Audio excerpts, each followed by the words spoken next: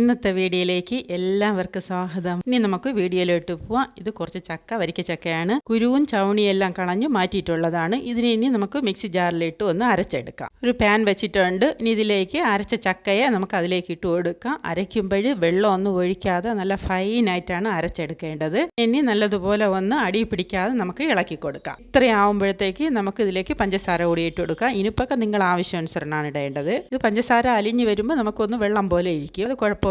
ഇതിനി ഒന്ന് കുറി വരുമ്പോഴത്തേക്കും കുറച്ച് കോൺഫ്ലവർ എടുത്ത് ശാലം വെള്ളത്തിൽ കലക്കി നമുക്ക് ഇതിലേക്ക് ഒഴിച്ചു കൊടുക്കാം. പഞ്ചസാര എടുത്ത് അതേ അളവിനാണ് കോൺഫ്ലവർ എടുത്തിട്ടുള്ളത്. ഇതെല്ലാം കൂടി നല്ലതുപോലെ ഒന്ന് വറ്റി വരണം. അതുവരെ നമ്മൾ ഇളക്കി കൊടുക്കണം. അടി പിടിക്കാൻ പാടില്ല. ചക്ക ആയതുകൊണ്ട് ശാലം അടി പിടിക്കും. ഇതിലേക്ക് കുറച്ച് ഏലക്കപ്പൊടി കൂടി ഇട്ട് കൊടുത്തിട്ടുണ്ട്. അത് കാണിക്കാൻ വിട്ടുപോയിട്ടുണ്ട്. ഇനി ഇതെല്ലാം കൂടി ഒന്ന് നമ്മൾ ഇളക്കി നല്ലതുപോലെ വറ്റിച്ചെടുക്കണം. നല്ലതായിട്ട് വറ്റി വന്നിട്ടുണ്ട്. ഇത്രയാവുമ്പോഴത്തേക്ക് ഒരു സ്പൂണ് നെയ്യ് കൂടി ഒഴിച്ചു കൊടുക്കാം. ഇത് സെറ്റ് ചെയ്യേണ്ട പാത്രം നേരത്തെ നെയ്യ് തടവി ഒന്ന് വച്ചിരിക്കണം ആയിട്ടുണ്ട്. നമ്മൾ നേരത്തെ സെറ്റ് ചെയ്യാൻ വച്ചിരിക്കുന്ന പാത്രത്തിലോട്ട് വെച്ച് കൊടുക്കാം. ചൂടോടെ തന്നെ അതിൽ വെച്ച് കൊടുക്കണം. കൊടുത്ത് നല്ലതായിട്ട് അമർത്തി പിടിച്ച് അതിനെ ഷേപ്പാക്കി എടുക്കണം. ഈ ചക്ക കിട്ടുമ്പോൾ ഇതുപോലെ ഒന്ന് ചെയ്ത് നോക്കണേ. നല്ലൊരു സ്നാക്സാണ്. കുട്ടികൾക്കൊക്കെ വളരെ ഇഷ്ടപ്പെടും.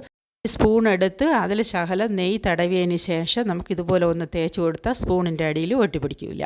റൂം ടെമ്പറേച്ചറിൽ വെച്ച് നമുക്ക് ആദ്യം സെറ്റാക്കാം. അതിനുശേഷം നമുക്ക് ഫ്രിഡ്ജിൽ വെച്ച് സെറ്റാക്കി എടുക്കാം. 2 മണിക്കൂർ ഞാൻ ഫ്രിഡ്ജിൽ വെച്ചതിന് ശേഷം ഉള്ളതാണ്. ഇതിനെ കട്ട് ചെയ്തെടുക്കാം. ചെയ്തിട്ടുണ്ട്. ഇനി ബാക്കിയുള്ളത് എല്ലാം കൂടി ഒന്ന് കട്ട് ചെയ്ത് വെച്ചിട്ടുണ്ട്. ഇതിനെ ഇനി നമുക്ക് ഡെഡിക്കേറ്റ് കോക്കറ്റിലിട്ട് എടുത്തതാണിത്. ഇത് ഇഷ്ടപ്പെടുകയാണെങ്കിൽ എല്ലാവരും ഒന്ന് ഇതുപോലെ ചെയ്ത് നോക്കണേ.